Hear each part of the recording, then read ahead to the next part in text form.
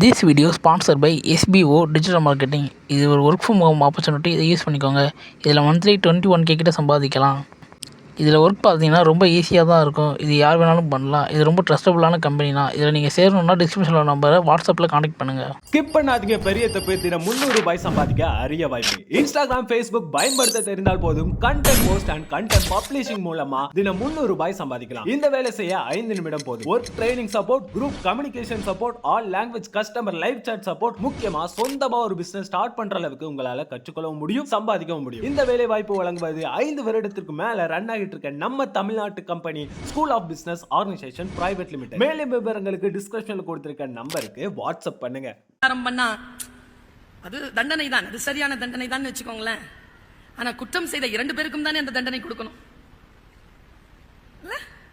ஒருத்திக்கு மட்டும், பெண்ணுக்கு மட்டும் தண்டனைனா? அவர் உட்கார்ந்து இருக்காருங்க மணல் மேடுல, பள்ளத்துல அந்த பெண்ணை போய் நிறுத்திட்டாங்க.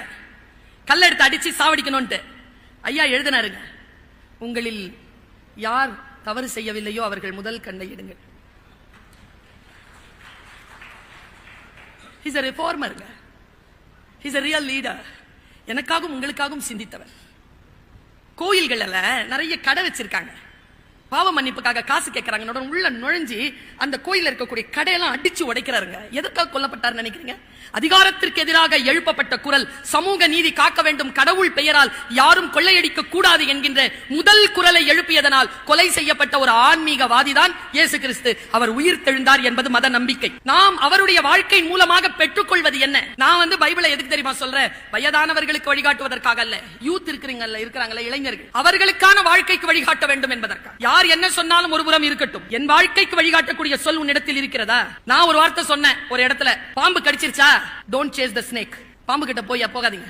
ஏன் என்னை கொன்றாய் பாம்பே? என்னை ஏன் குத்தினாய்? நான் உன் பக்கம் வந்தேனா? நீ ஏன் வந்து? பாம்பு கிட்ட இருந்து ஒருபோதும் நியாயம் கிடைக்காது. நான் பாம்பு என்று சொன்னது பாம்பை அல்ல. நம் உறவுகள், நம் நண்பர்கள், நம் வேலை செய்யக்கூடிய இடத்தில் உடன் இருப்பவர்கள். எனக்கெல்லாம் நிறைய நடந்திருக்குங்க. இப்படி போவேங்க நல்லா. நான் கிளாஸ்க்கு இப்படிதான் போவேன். உள்ள நுழைஞ்ச உடனே அவங்க ரிட்டையர்ட் ஆயிட்டாங்க. அந்த டீச்சர் என்ன பார்த்த உடனே, நான் பருவேன் டல்லா இருக்கிறேன்னு ஃபுல் டே என்னென்னமோ ஞாபகம் வந்துருங்க. ஒண்ணும் இல்ல, பாம்பு கடிச்சிருச்சா? Don't chase the snake. அது என்ன நீயா படம் பாம்பா? உடனே மறுபடியும் கொத்தன இடத்துல இருந்து விஷத்தை உருவுறதுக்கு ரீட் த வெனம். கொத்தப்பட்டோம்ல, விஷத்தை பத்தி கவலைப்பட்டு மருந்து முறிவை தேடிட்டு போங்களே தவிர கடிப்பட்ட பாம்புக்கு பின்னால போகவே போகாதீங்க. இது நமக்கு பல நேரங்கள்ல புரியறதே இல்ல. போய் தான் சீரழிஞ்சு போறோம். இயேசு கிறிஸ்து உட்கார்ந்து இருக்காரு. அது என்னன்னு தெரியல. இயேசு கிறிஸ்துவனுடைய படத்தை நீங்க பார்த்தீங்கன்னா அது ஒரு சாந்த சொரூபமா இருக்கும். அவருக்கு நேர்ல எப்படி இருந்தாருன்னு யாருக்கும் தெரியாது. ஒரு சாந்த சொரூபமா அவர் ஒரு பாறையில உட்கார்ந்து இருக்காரு. அவருடைய ஆடையெல்லாம் அப்படி கீழே அப்படி கிடக்குது. அது ஒரு சின்ன ஒரு சட்டத்துக்குள்ள பார்த்த அந்த படத்தை. அவர் கையில ஒரு ஆட்டுக்குட்டியை வச்சிருந்தார். அந்த ஆட்டுக்குட்டியினுடைய முகம் இருக்குல்ல, அதையே நான் பார்த்திருந்தேன். இயேசு கிறிஸ்து முகத்தை பார்க்கல. அந்த முகத்தை பார்த்த உடனே மனசுக்குள்ள ஒரு சின்ன ஜெலஸ் வந்தது. அது எவ்வளவு கொடுத்து வச்ச ஆட்டுக்குட்டி, இயேசுநாதர் மடியில உட்கார்ந்து இருக்கு. அவர் இப்படி பார்த்துருக்காரு. அந்த குட்டியை பார்க்கல, அவர் வெளியில இப்படி பார்த்துட்டு இருக்காரு. அவர் பார்வையில மேய்ச்சல் நிலத்துல நிறைய ஆடுகள் இருக்கு. நான் நேரா எங்க சென்ட் ஜான் ஸ்கூலுக்கு போயிட்டேன். அங்க உள்ள ஒரு ஃபாதர் இருப்பார். அவர் ரொம்ப பேரன்பானவர். அவர்கிட்ட போய் கேட்டேன், ஃபாதர் வாங்க ப்ரொஃபசர். கிண்டல் பண்ணாரு. வாங்க ப்ரொஃபசர். ஃபாதர், கிறிஸ்துவா மாறக்கூடாது, கிறிஸ்டியனா மாறக்கூடாது, ஆனா அவர் மடியில உட்கார ஆடா மாறணும். என்ன செய்யறது சொல்லுங்க?